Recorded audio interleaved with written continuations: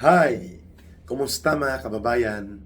Kasama niyo na po ngayon si Ka Eric sa isa na namang video analysis at video talakayan.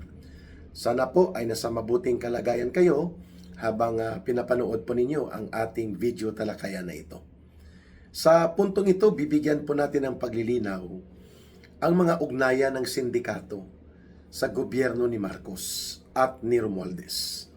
Sapagkat ito nga po ang binibigyang diin o ipinapakita na emphasis doon po sa mga revelations sa 3-part video installment na inilabas ni Ginoong Saldico na ang gobyerno ni Marcos ay isang sindikato, a criminal syndicate operating for plunder and large-scale corruption of government funds.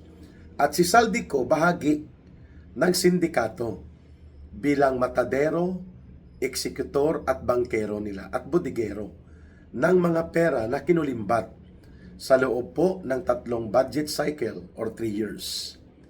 Ang isang sindikato, hindi pwedeng walang mastermind. Hindi pwedeng walang conspirator. Hindi rin pwedeng walang executor, operator, protector, at hindi pwede na walang sistema.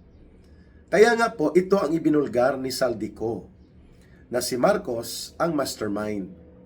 For example, sa lahat po ng budget cycle, 2023 budget, 2024, and 2025, hindi po makapag-operate si Saldico kung ang basbas lang ni Romualdez ang mayroon, sapagkat ang ultimate na magpipirma upang maisakatuparan ang pagnanakaw at malawakang pangungulimbat at pandarambong sa kaban ng bayan, si Marcos ang magpipirma ng budget. And that is the most logical explanation why Marcos is the mastermind. Hindi pwedeng nakinabang lang siya, kundi nakinabang siya dahil siya mismo ang mastermind. Una, ang naghahanda ng National Expenditures Program, sila Marcos. So nakikita niya ang daloy ng pera na gagastusin, saan ito kukunin.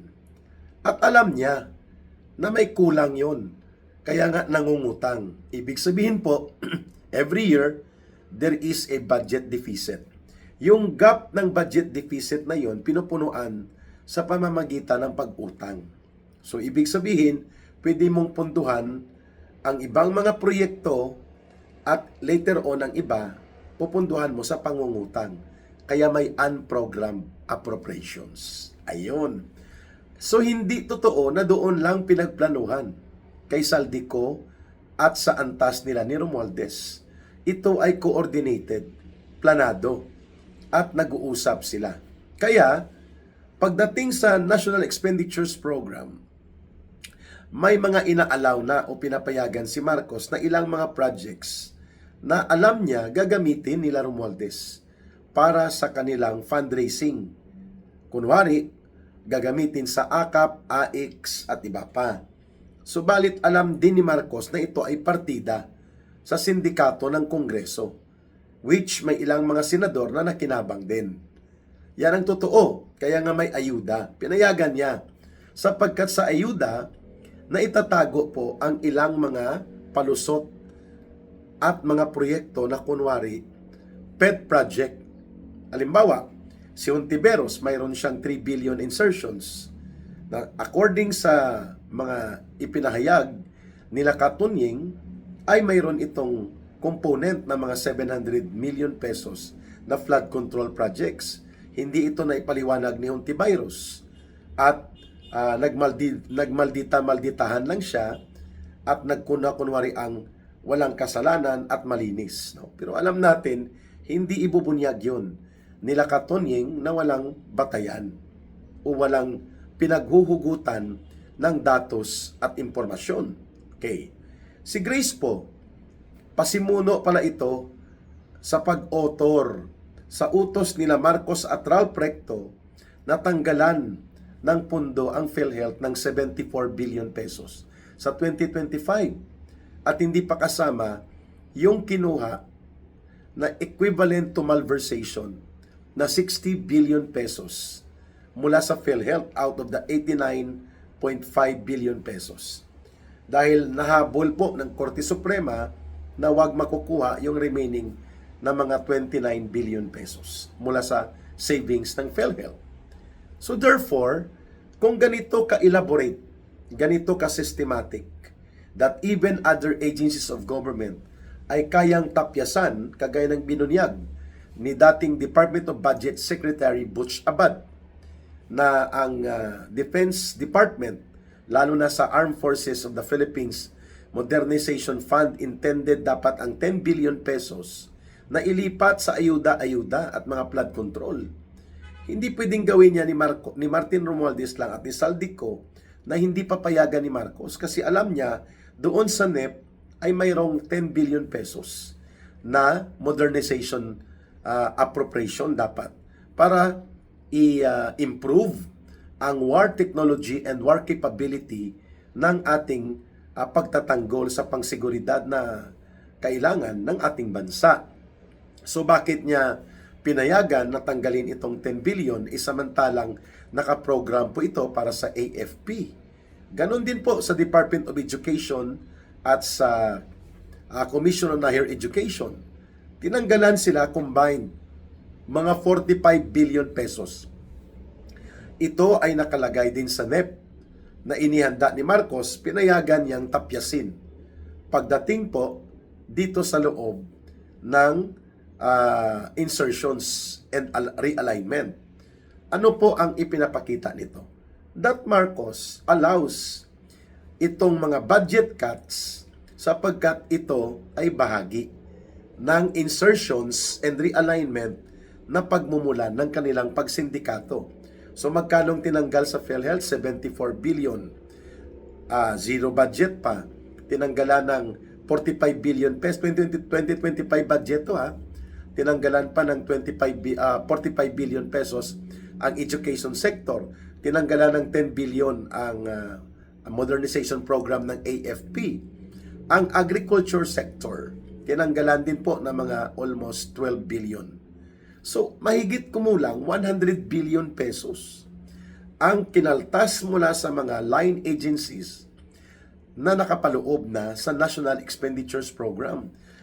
Hindi pwedeng hindi makikita ni Marcos ito sapagkat pinagplanuhan po yan ng DBCC.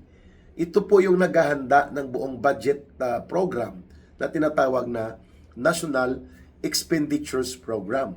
Ang DBCC, ito po ang tinatawag na Development Budget Coordinating Committee. Ito po ay parang consultative and recommendatory na grupo ng mga financial and economic experts na tumutulong sa pagbubuo ng budget sa isang taon ng buong gobyerno. So, alam ni Marcos, kasi bago ipapasok ang NEP for deliberations and review, at hanggang sa mabuo ang budget bill at babalik kay Marcos matapos ito reviewin, kunwari, at mabuo ng approval mula sa dalawang kapulungan ng Kongreso, ang House of Representatives at ang Senado, makikita ni Marcos kung tinanggalan ng pondo ang mga line agencies of government. Maliban na lang kung nakapikit ang kanyang mata, natutulog siya, at ang kanyang kamay nakagapos at ang nagpipirma yung teorya ni Lacson na sila Bersamin at Pangandaman at mga undersecretaries, which are highly unbelievable. Ganon po. Kaya ang sindikato ni Marcos, siya mismo ang namumuno. Kaya tama ang binabanggit ni Saldico na mayroong 100 billion insertions na hinilot, pinahilot at minanipulate nila sa BICAM. Kasi sa BICAM, wala na pong oversight review and evaluation. Tapos na po ang mga committee review at mga deliberations on the plenary. Kaya inaayos na lang sana sa BICAM yung ilang mga hindi pa nagkakasundo doon sa proposed bill for the budget. Subalit yung buong laman niya natalakay na. At doon po sa BICAM, wala nang oversight. Wala nang plenary review sa Senate, at sa House of Representatives. Pwede nang magpalusot. Kaya ang instructions ni Pangandaman were very clear na gusto ni Marcos Jr. sa 2025 budget makapagpalusot siya ng 100 billion pesos na insertions. At hahanapan niya nila Saldico at Martin Romualdez. Kaya nag-verify si Saldico kay Yusek Adrian Bersamin at pati kay Jojo Cades.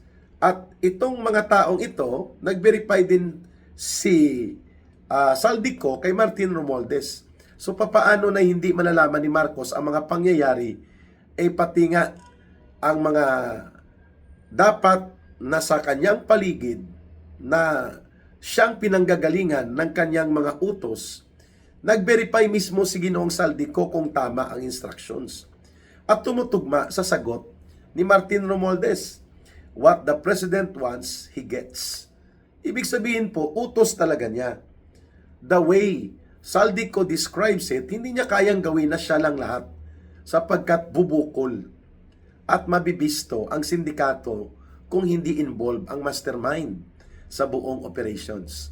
Kaya, naniniwala ang taong bayan na totoo at tama ang binanggit ni Saldico na pina-advance ni Marcos ang 25 billion pesos doon sa insertions na yun sapagkat itatago yun sa loob ng DPWH.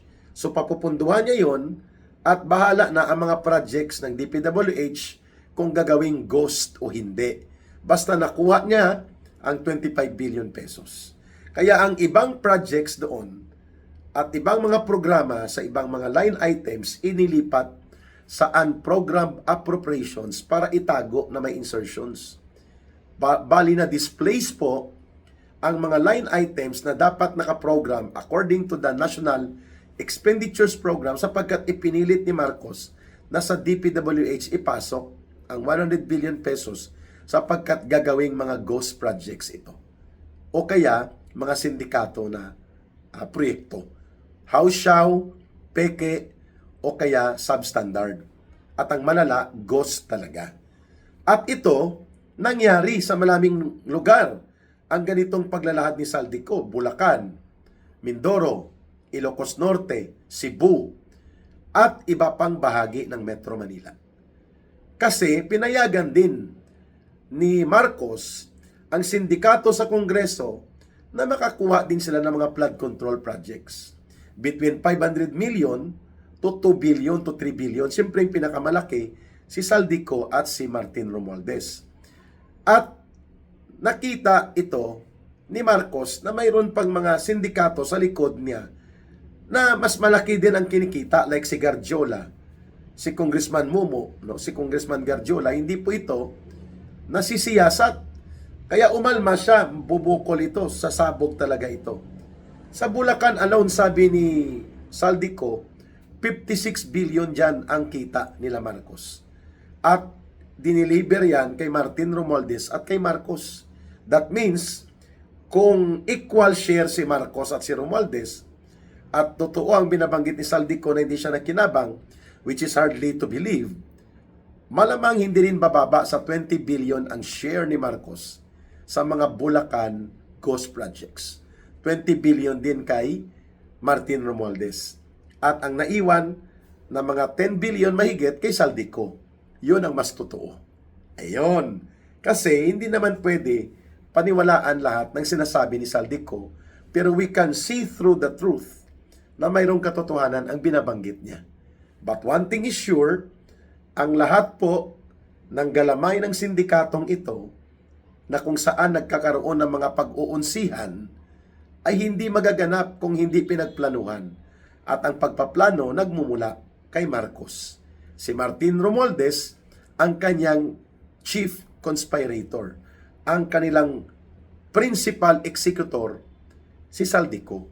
At ang gang of syndicates nila na mga kongresistang pinangalanan dati ni Mayor Magalong at ilang senador na nasasangkot, partikular si Lola Grace Poe na nagmamalinis-malinis pa at yun pala kasabwat doon sa vice cam.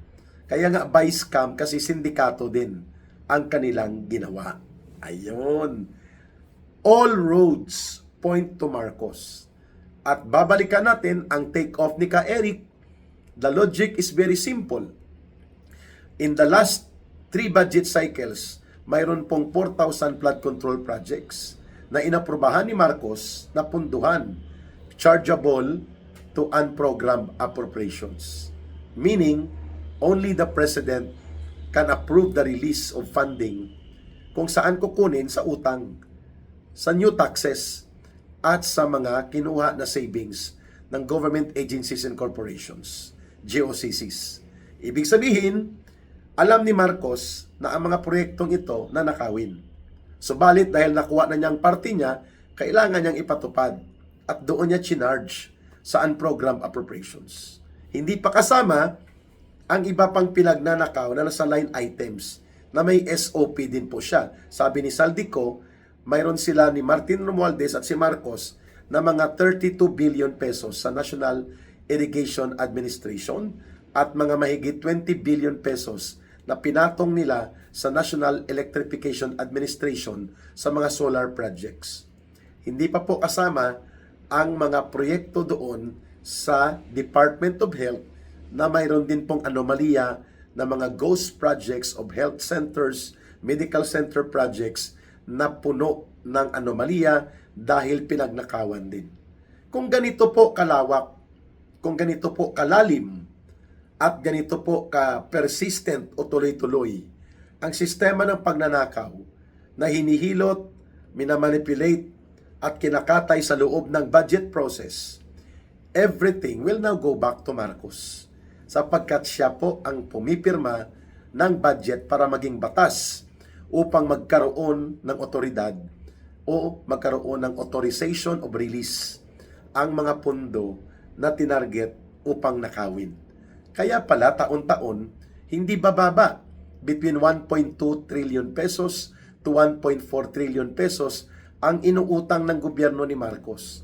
At ito ay ipinangtatapal sa pinagnanakaw nila at kinukulimbat. This is terrible. The worst ever government to ever exist in the Philippines. At ito ay nagaganap samantalang nagugumon at nalululong sa droga ang presidente. So, hindi lang po addiction sa droga, mayroon si Marcos, kundi addiction din po sa pagkamkam at pangungulimbat at pagnanakaw at pangungurakot sa kaban ng bayan. By the way, things are being revealed by Saldico, among other revelations na nagpapakita na totoo na idinideliver cash ang mga pera papunta kay Marcos at kay Romualdez. So, what makes Saldico believable na hindi niya kayang gawin ito dahil hindi siya ang mastermind, kundi siya ang chief executor, bodigero ng pera, kolektor at bankero ni Marcos at ni Romualdez? The authority significance. Ang authoritative significance nanggagaling kay Marcos pababa kay Romualdez papunta kay Saldico. Yan ang line of authoritative significance na nagbibigay kay Saldico ng lakas ng loob at tibay ng kanyang sikmura na gawin ito dahil pinapayungan at sinasalo ni Romualdez at ni Marcos ang kanyang ginagawa kasabwat ang mga sindikato nila sa loob ng House of Representatives. At may mga ilang senador na nakinabang, halimbawa, nabisto na ngayon na may insertion si Marcos sa kanyang office mismo na wala sa program ng National Expenditures Program na NEP 5 billion mahigit sa Office of the President. Nang tinanong ito kung ano ito, locally funded projects daw in behalf of the Office of the President. Wow. So from 10 billion mahigit na Office of the President budget, naging 15 billion mahigit. 5 billion ang ipinasok para sa 2025. At yun ay, sabi ni Saldico, bahagi ng ninanakaw ni Marcos. 5 billion. Hindi pa kasama ang 25 billion doon sa SOP na kinuha nila, share niya yon sa 100 billion pesos insertions. Sa 56 billion sa Bulacan projects alone, na dineliver ni Saldico, sa minimum tag 20 billion sila Marcos Jr. at si Romualdez, hindi pa kasama itong 5 billion mula dito sa insertions for the office of the President.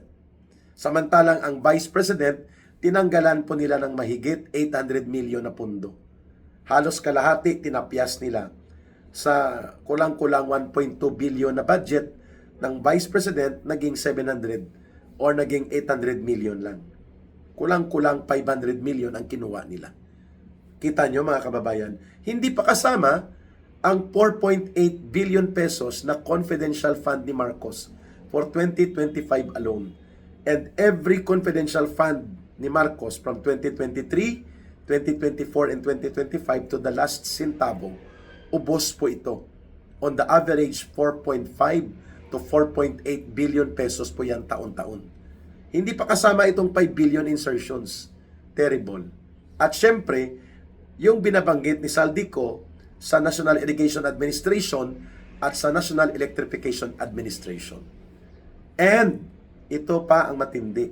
Nagkaroon din ng insertions ang Senate na 1 billion pesos during the time of Chis Escudero. At 17 billion pesos ang idinagdag nang wala sa NEP sa buong budget ni Martin Romualdez for the House of Representatives. 17 billion pesos.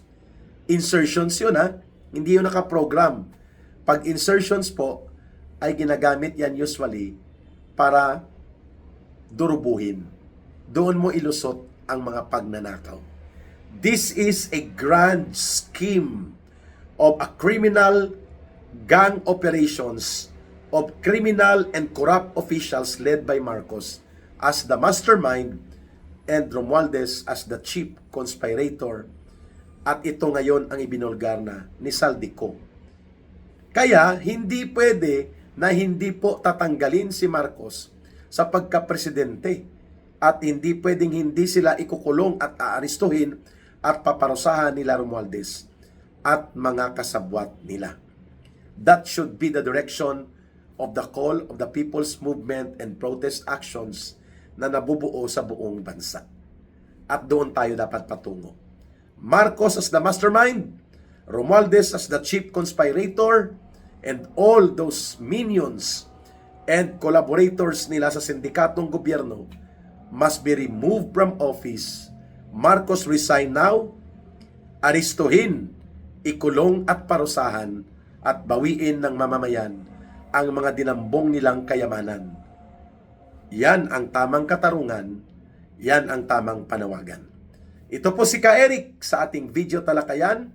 Magbabalik tayo sa ating live stream at bantayan niyo po ang iba pang mga video analysis with Ka Eric.